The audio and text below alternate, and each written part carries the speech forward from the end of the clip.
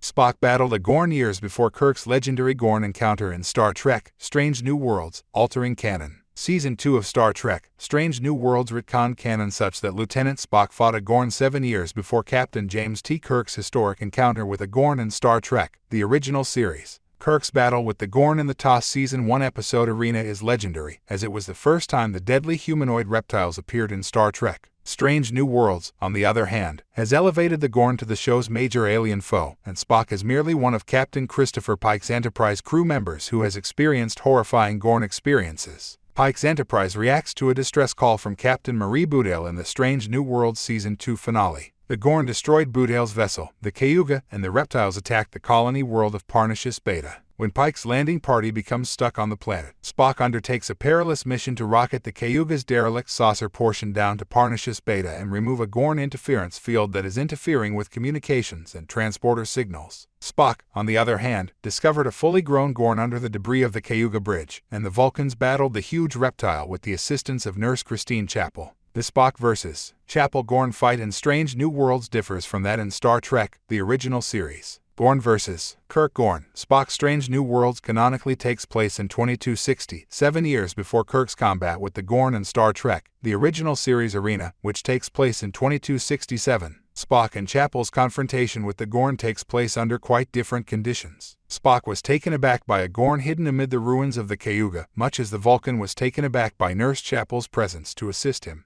The Gorn and Spock grappled in zero-G spacesuits, and the Vulcan almost killed Chapel if Chapel hadn't fired on the Gorn. This allowed Spock to breach Gorn's face shield, and the lizard perished from exposure in space. Spock and Chapel had to work together to survive the Gorn. Captain Kirk, on the other hand, was spirited away from the Enterprise to the desert planet Cestus III by the godlike Metron. There, Kirk was forced to compete against a Gorn captain in a battle of wits, with the winner being the first to construct a rudimentary cannon out of the planet's rocks. Kirk was outmatched physically, but the captain of the Enterprise was able to piece together a weapon and incapacitate the Gorn. Nonetheless, Kirk opted not to murder his adversary, which impressed the Metron. Captain Kirk chose life over death in a fight with the Gorn, demonstrating humanity's enormous promise to the Metron. Why didn't Spock assist Kirk against the Gorn in TOS? Arena. Spock's Enterprise bridge. Following the Gorn retcons in Strange New Worlds, it was revealed that Spock and other Enterprise crew members like Nyota Uhura and Scotty knew a lot more about the Gorn than Captain Kirk did due to their past confrontations with the reptiles years earlier. However, the conditions presented in Star Trek: TOS Arena actually avoid canon violations. When Arena opens, Kirk and Spock have no idea who the aliens that destroyed the Starfleet facility on Cestus III are. They don't realize they're up against the Gorn until the Metron intervene and mysteriously transport Kirk back to Cestus III. Kirk was on his own against the Gorn at that moment in Arena, since the Metron stopped him from communicating with the Enterprise. Spock was unable to counsel his captain against the alien reptile. It's best to think of Spock and the Enterprise bridge crew as being so concerned about Kirk's safety that they didn't even share their Gorn expertise with Dr. Leonard McCoy.